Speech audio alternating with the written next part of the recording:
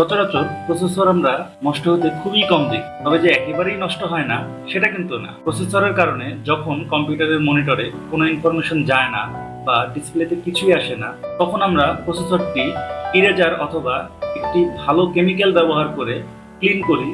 এরপরও যদি না হয়, তখন বেশিরভাগ ইঞ্জিনিয়ারই প্রসেসরটি নষ্ট হিসেবে ঘোষণা করে দেয়। তবে আমরা এই ক্ষেত্রে লাস্ট আরেকটি চেষ্টা করে দেখি, প্রসেসরের যে কানেক্টরগুলো আছে সেখানে যে জায়গায় কার্বনগুলো বেশি পড়েছে, যে পরিষ্কার করা সম্ভব হচ্ছে না, সেটাকে আমরা নিখুঁতভাবে ম্যানুয়ালি পরিষ্কার করি। তখন বেশিরভাগ প্রসেসরই ওকে হয়ে যায় এবং কম্পিউটারটি সম্পূর্ণ ঠিক হয়ে যায়।